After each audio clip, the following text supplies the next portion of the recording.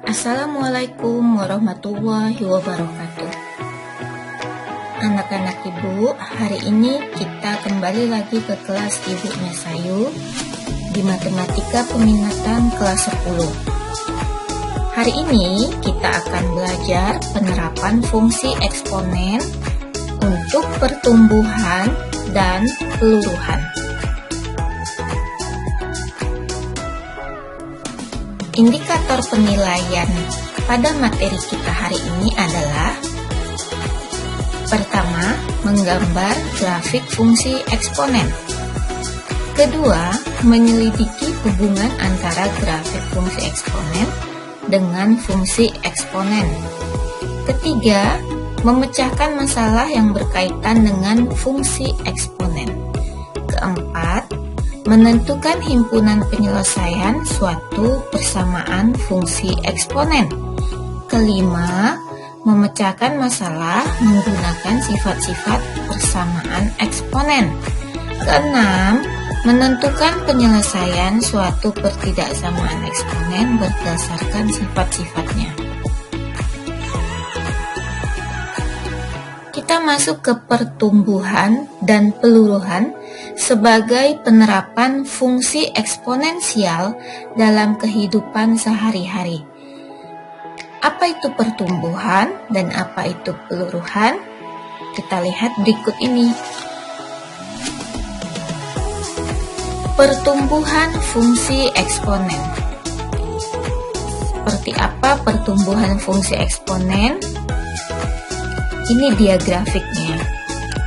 Grafiknya naik dari kiri bawah ke kanan atas, atau dengan kata lain, apabila nilai X semakin besar, maka nilai Y juga akan semakin besar.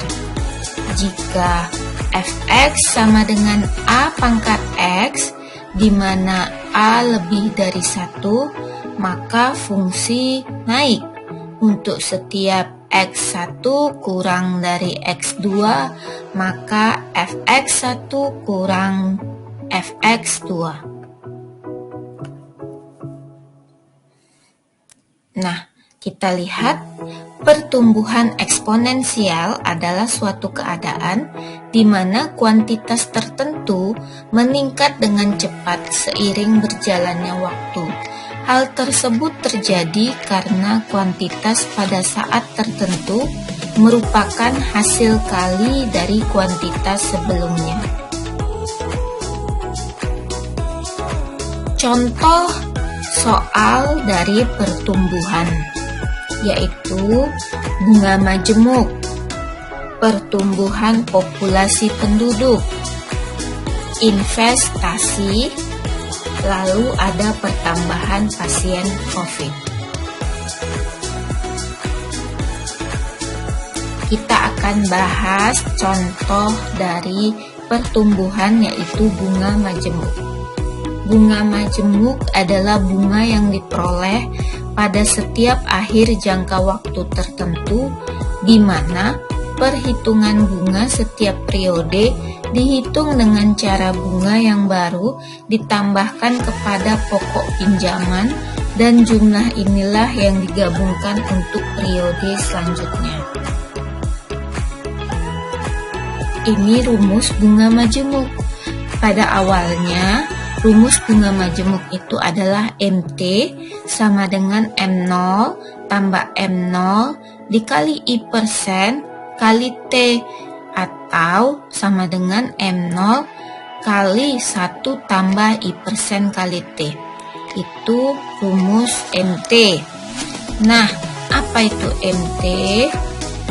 M0 adalah modal awal atau tabungan awal, T jangka waktu menabung, sehingga MT adalah modal setelah jangka waktu T tahun menabung. Nah, kalau kita lihat dari M1, yaitu modal pada jangka waktu 1 tahun, adalah M0 sama dengan 1 1 tambah I% kali 1 atau sama dengan M0 kali 1 tambah I%. Nah, M2-nya sama dengan M1 kali 1 tambah I% sama dengan M0 kali 1 tambah I% kali 1 tambah I%, sehingga M0 sama dengan 1 tambah I% pangkat 2. Lalu M3-nya modal setelah T3 adalah M2 kali 1 tambah I% sama dengan M0 kali 1 tambah I% pangkat 2 kali 1 tambah I% sama dengan M0 kali 1 tambah I% pangkat 3.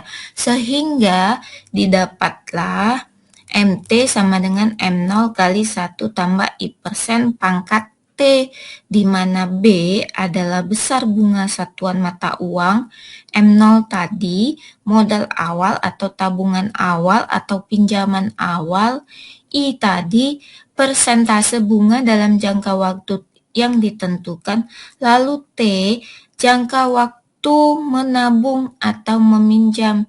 T menggunakan satuan waktu yang disesuaikan dengan I, bisa tahun, bisa bulan juga.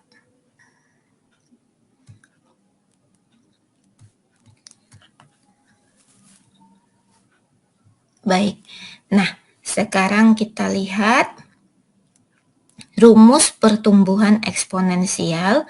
Kalau tadi kita menggunakan M, sekarang kita bisa saja menggunakan P, yaitu PT sama dengan P0 dikali 1 tambah I% pangkat T, di mana PT adalah jumlah setelah periode waktu ke T, P0 jumlah mula-mula, I persentase atau laju setiap periode.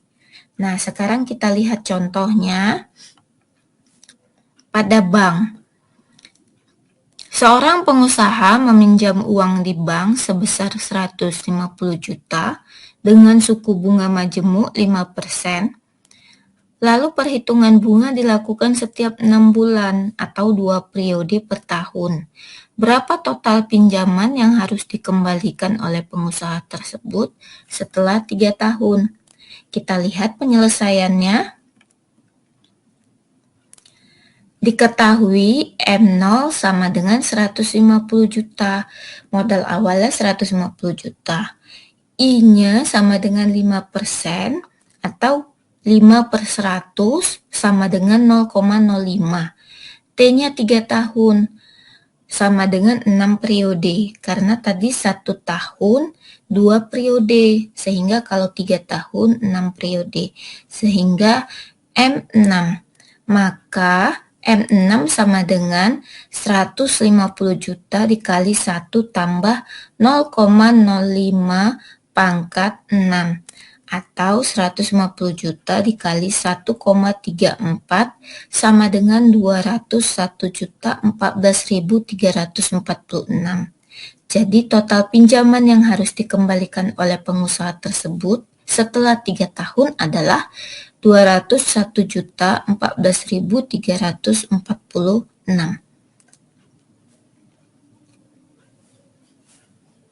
Nah, ini dia penjelasannya.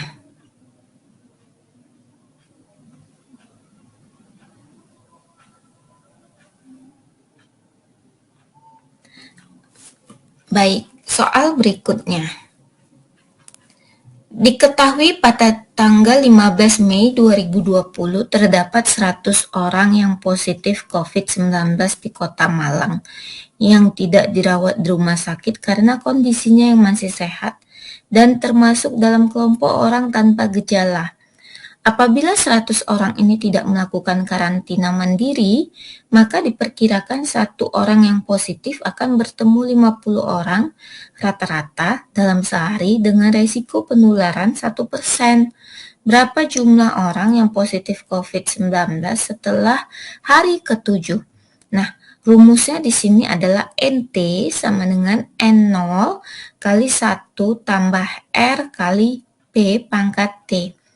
yang ditanya pada hari ke-7, maka N7 sama dengan N0-nya adalah 100 orang.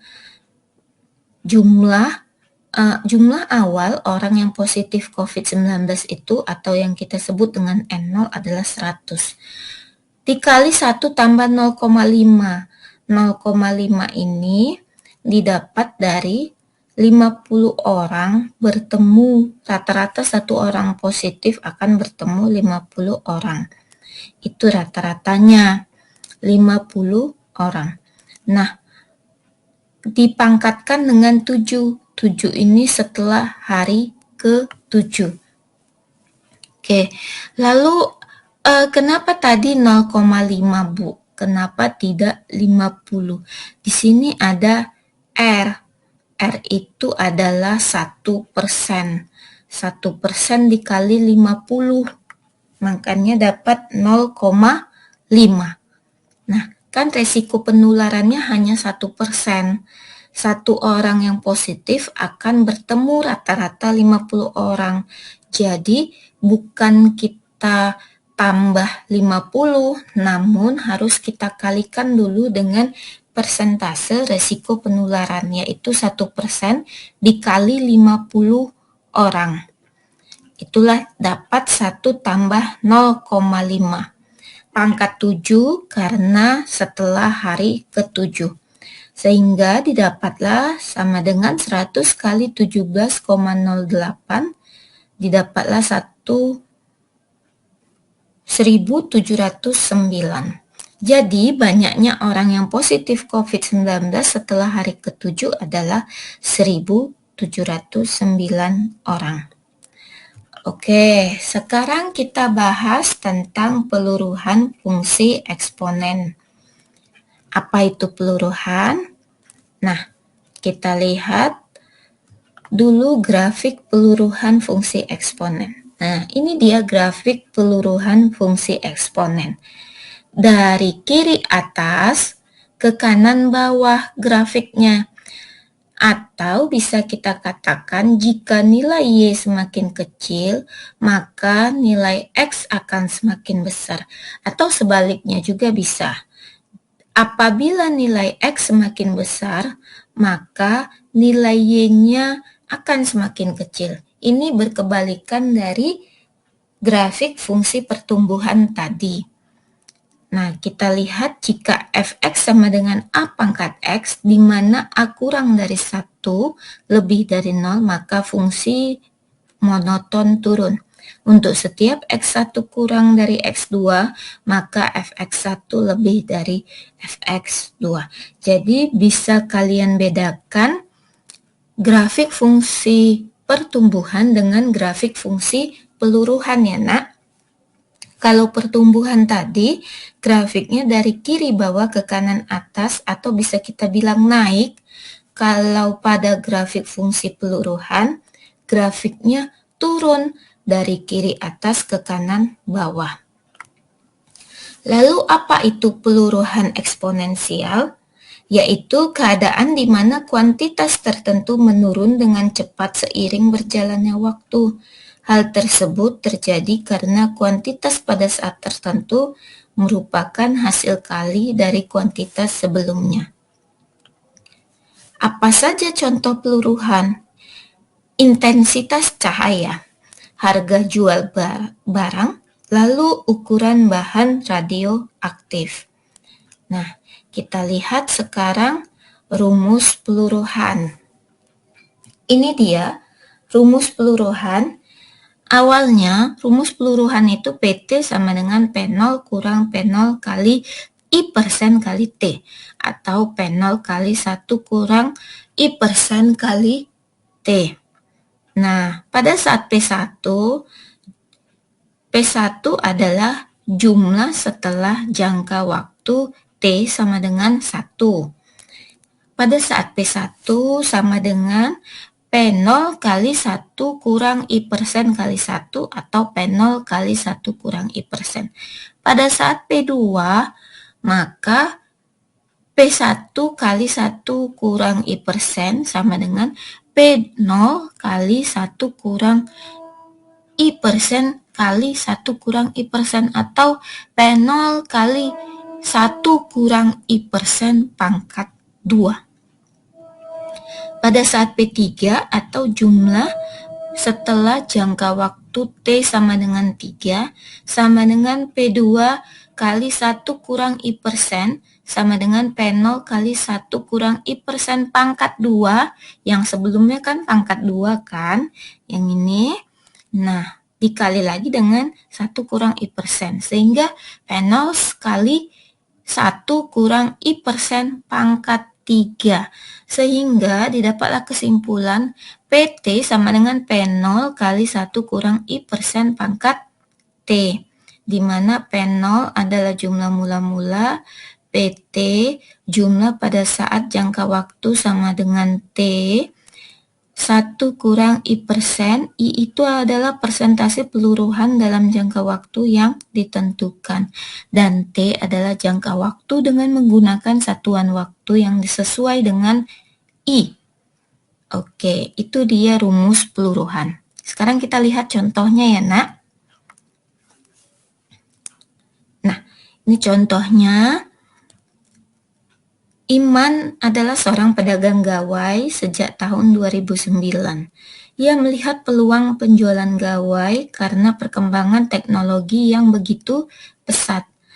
Namun, hal ini juga mengakibatkan penurunan harga gawai dari tahun ke tahun sebagai contoh. Iman menjual iPhone 5S 64GB pada akhir tahun 2012 dengan harga 9 juta. Namun karena setiap 6 bulan harga mengalami penurunan sebesar 5%, maka harga jual iPhone 5S 64GB sekarang adalah, kita lihat penyelesaiannya. Oke, nah kita lihat P0-nya sama dengan 90 juta, ya kan?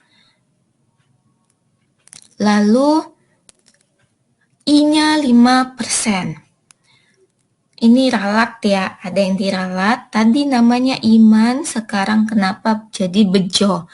Oke, Bejonya ini kita ralat jadi Iman. Nah, sekarang P0-nya sama dengan 9 juta, I-nya sama dengan 5%, dan T-nya sama dengan 16. Kenapa T-nya sama dengan 16? Oke, dari tahun 2012 ke tahun sampai pada saat ini, sehingga T-nya sama dengan 16, maka periodenya didapat nanti P16. Maaf ya, ini ada diralat P16. Sehingga nanti 9 juta dikali 1 kurang 0,05 pangkat 16. Sehingga didapatlah harga jual iPhone yang sekarang adalah 3.961.140.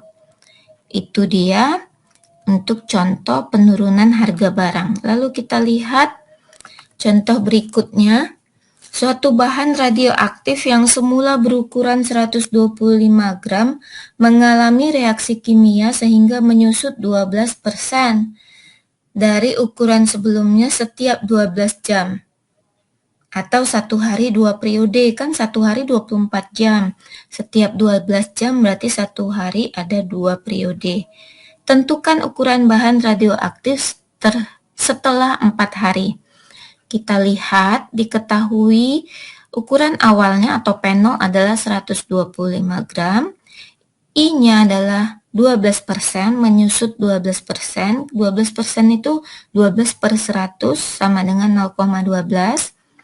Nah, periodenya 12 jam, setiap 12 jam berarti 1 hari ada 2 periode. Yang ditanya setelah 4 hari, maka 4 kali 2 periode yaitu 8 periode. Maka yang ditanya adalah P8. P8 sama dengan P0, P0 125 dikali 1 kurang I persen.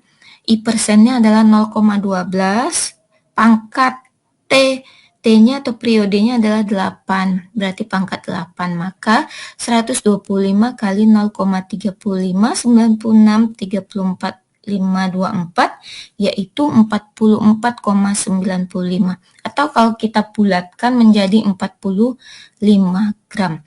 Maka ukuran bahan radioaktif setelah 4 hari menjadi 45 gram yang dari 125 gram. Baik, itu contoh dari peluruhan. Nah, demikianlah materi pembelajaran kita untuk penerapan fungsi eksponensial pada bagian pertumbuhan dan peluruhan. If you want to make your dreams come true, the first thing you have to do is wake up. Oke, terima kasih anak-anak ibu semuanya. Kita kembali lagi dalam materi berikutnya nanti. Assalamualaikum warahmatullahi wabarakatuh.